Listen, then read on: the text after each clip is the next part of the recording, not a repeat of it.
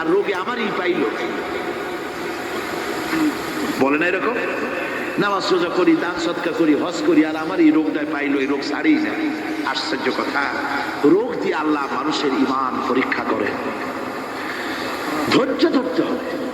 হযরত আইয়ুব আলাইহিস সালামের রোগ হলো 18টি বছর পর্যন্ত রোগে ভুগলেন। 18 বছর শরীর পচে যেতে লাগলো, বিবি বাল বাচ্চা সব তার কাছ থেকে ছড়ে গেল।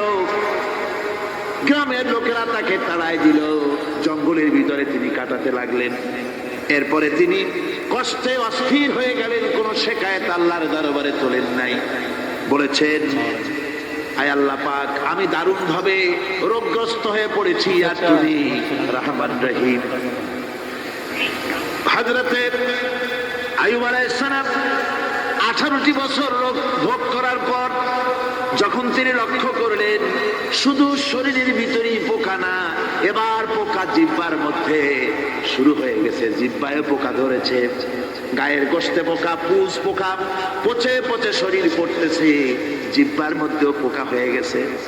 হযরত আইয়ুব আলাইহিস সালাম এবার আল্লাহর দরবারে হাত তুলে বলেন, রব্বুল আলামিন, এতদিন কোনো কথা বলি নাই, 18টি বছর পর্যন্ত হাসি মুখে আমি সহ্য করে চলছি, তুমি রোগ দিয়েছো বলার আমার কিছুই নাই, কিন্তু এবার অবশ্যই শিকায়েত করব, যেহেতু আমার জিহ্বায় পোকা ধরেছে, মাবুদ আমার জিহ্বায় পোকা দিও না, আমার জিহ্বায় যদি পোকা হয়ে যায় তাহলে তোমার মতো আল্লাহর জিকির আমি কি দিয়া করব?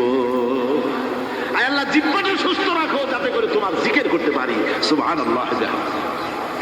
আমার আল্লাহ রাব্বুল আলামিন পরিষ্কার করে কোরআনে কারীমের মধ্যে বলে দিলেন, আমি আইয়ুব আলাইহিস সালামের আইয়ুবের রোগ মুক্ত করে দিলাম এবং তার হারানো সব সম্পদ আমি তাকে দান করে দিলাম। মুমিন বান্দা যারা, তারা রোগে শোকে ভাবে কাতর হবে না, নিরাশ হবে না, মনে করবে আল্লাহ রাব্বুল আলামিন আমাকে পরীক্ষা করছেন, এরপরে নিয়ামত আসবে।